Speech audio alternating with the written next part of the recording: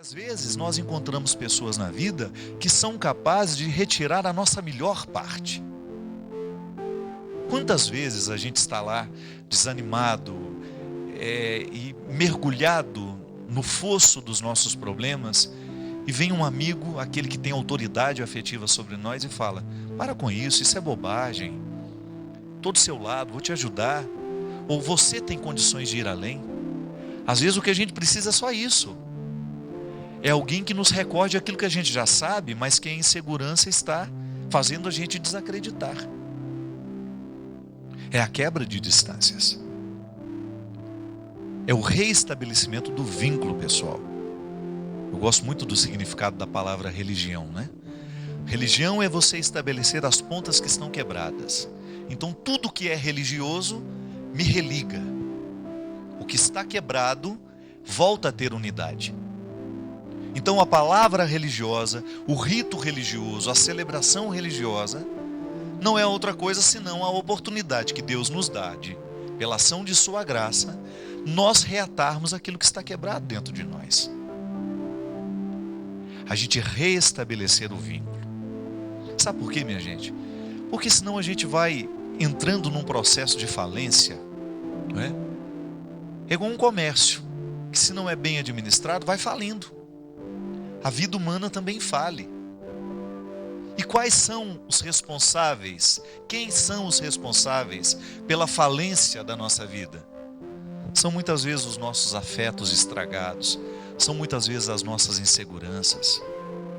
Afetos estragados, então, são aqueles ódios, aqueles rancores que nós guardamos dentro de nós, né? São aqueles fracassos que não foram bem digeridos. É aquela incapacidade que nós muitas vezes temos de olhar para o que foi de maneira serena e admitir que aquilo já passou, que aquilo já acabou, que aquilo já não tem mais poder sobre nós. Permitir que o passado passe. Não vou ficar me alimentando de passados que não valeram a pena, porque eu não quero a falência da minha vida. O corpo vai falir. É natural que o nosso organismo venha sofrer cada vez mais as deficiências que são fruto da idade, que são fruto das doenças, da vida que a gente vai vivendo.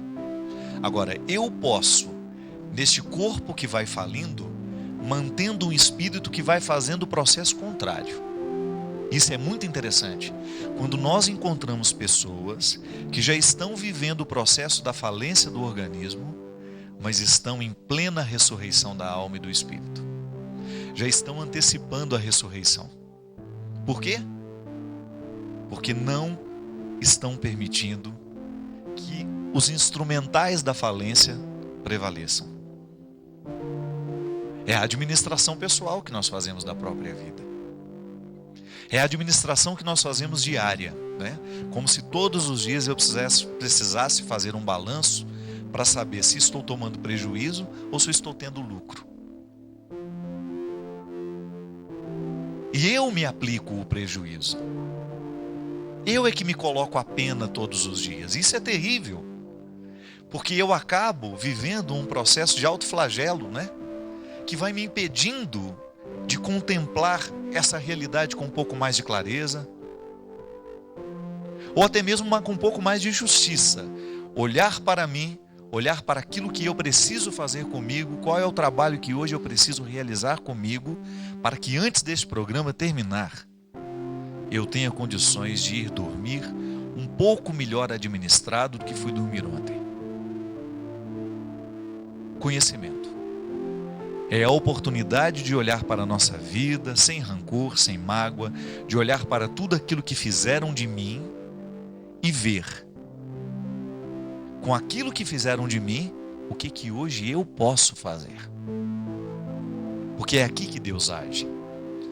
O discurso religioso, ele é verdadeiramente religioso quando ele coloca o homem nessa responsabilidade, quando ele coloca o ser humano na administração dessa responsabilidade. Nós não podemos admitir uma religião que nos aliene. Louvor a Deus, não. Tudo bem, o louvor a Deus tem sentido se este louvor está diretamente associado a uma capacidade humana de auto-reconhecer-se, de autoconhecer-se e de se propor mudanças e metas. É o que Jesus fazia. Toda vez que Jesus encontrava uma pessoa em processo de falência, o que ele provocava naquelas pessoas era, antes de qualquer coisa, o reconhecimento de tudo aquilo que foi vivido, não para se culpar ou para se autoflagelar, mas para encontrar naquele vivido, naquilo que não valeu a pena, uma oportunidade de se chegar a um lugar melhor. Eu acho que para isso a gente vive. Ou nós vamos viver esses perrengues todos que a vida nos dá, para a gente morrer pior do que quando a gente chegou? Não. A proposta é aperfeiçoamento constante. A minha conversão, a minha vida em Deus, tem que me motivar o tempo todo a tomar contato com as minhas misérias, com as minhas fraquezas, para que eu não continue repetindo os meus erros. Porque é essa repetição viciosa que vai fazendo com que eu perca o brilho, com que eu perca a vontade, ou até mesmo a disposição de lidar comigo. Porque isso é estranho, né? Às vezes a gente acha que a nossa dificuldade é lidar com o outro. Não. É antes de ser com o outro, é uma dificuldade que a gente tem com a gente. Quando eu aprendo a administrar o que eu sou, o que eu sonho, o que eu almejo, o que eu quero, o que eu desejo para a minha vida, o que eu amo, eu acabo tendo mais facilidade de lidar com aquele que está ao meu lado. É por isso, minha gente, que eu acredito muito na possibilidade de nós acordarmos os que estão dormindo. Porque muita gente está adormecida para isso. Muita gente está perdendo a oportunidade de viver com qualidade porque está adormecido para essas questões. Cruzou os braços, né, e está só esperando a morte chegar. Ou então adocicaram a boca com um pedacinho de goiabada, acostumaram-se com isso e acham que a vida é só aquele pequeno sabor. Não. Eu acredito muito que a vida, quando bem vivida, ela se manifesta sempre generosa. Mas desde que a gente tenha a simplicidade de olhar para essa manifestação cotidiana e descobrir nela futuros. Eu acho que isso é uma questão de sabedoria. Enxergar futuros. Porque quem enxerga futuros acaba sendo mais otimista. E ser otimista é fundamental para que a gente não se prenda ao exercício de um passado que não valeu a pena, ou até mesmo nessas misérias que vão nos julgando para baixo, nos pessimismos que são tão próprios dos dias de hoje, né? A gente sabe que quanto maior é o número de possibilidades que a vida nos dá, maior é a capacidade de a gente não realizar nenhuma delas. Então, fixar bem os nossos olhos, a nossa atenção na possibilidade que realmente nos interessa e focar naquilo e colocar o nosso coração naquela direção, colocar o nosso empenho para que aquilo se realize e a gente não perder tempo com a pior parte. Enxergar futuros. Pode ser que hoje você esteja necessitando disso. Volto a dizer, muitas vezes as nossas dificuldades não precisam de grandes soluções. Nós precisamos de coragem para olhar a solução, que às vezes é até pequena, e trabalhar para que ela se concretize em nós. Pode ser que hoje você esteja desanimado, né? Esteja necessitado de ter alguém que lhe recorde que ainda há muito o que fazer. E que esse vínculo entre você e suas verdades, ele é absolutamente necessário para que a sua vida tenha sentido. Quem não está vinculado com sua história, com seu passado, com seu presente e seu futuro, corre o risco de fazer da vida uma experiência inútil, inválida. E esse não deve ser o nosso projeto. Voltar a olhar para a gente de maneira respeitosa e honesta. Deus não pode fazer nada no coração que não é honesto. É por isso que para Jesus não existia nenhum problema a pessoa ter vivido a pior de todas as experiências. É por isso que ele se dava bem com prostitutas, com ladrões, com miseráveis, desde que eles fossem honestos. Deus vai trabalhar sempre no coração que estiver disposto. Isso é religioso.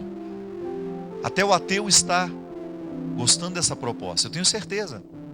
Já encontrei muitos ateus honestos que, mesmo sem crerem em Deus, querem ser um ser humano melhor.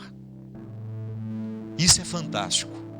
Quando você descobre que o verdadeiro humano, ele já é naturalmente religioso, porque ele quer conexão, ele quer superação.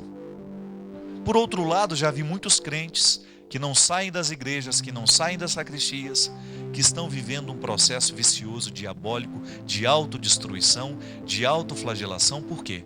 Porque não encontram em Deus um motivo de superação. Vivem uma fé que não traz nenhum resultado prático para as suas humanidades.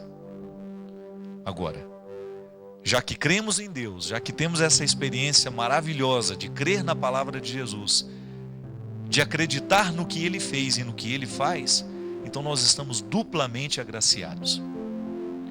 Porque estamos sob a perspectiva da fé, que nos motiva a vencer a partir do processo da conversão, a vencer toda a nossa pior parte, mas estamos também antropologicamente sustentados numa convicção de que vale a pena ser melhor. Eu quero. Nem é por convicção religiosa, não. A minha convicção religiosa vem em segundo plano. Eu quero, num primeiro momento, ser um bom ser humano. Eu quero trazer para fora a minha melhor parte como humano. Isso, neste ponto, estamos todos iguais, mesmo que não tenhamos outra fé. Mesmo que você não parta para uma segunda dimensão. Mesmo que você se considere um agnóstico, um ateu. Eu tenho certeza que você gostaria muito de fazer da sua vida uma experiência que valesse a pena. É o que nós queremos, minha gente. No nosso caso, que cremos, motivados para que cada vez mais Deus encontre um lugar para nascer, crescer e aparecer em nós. Porque eu estou muito convicto disso. A melhor forma de pregar o Evangelho é a gente viver com radicalidade as propostas do Evangelho na nossa vida. Porque pode ser que muita gente não tenha nem a oportunidade de abrir a Bíblia e conhecer a vida de Jesus. Mas ela vai prestar atenção em você. E você pode ser muito bem o exemplo prático aplicado na proposta de Jesus.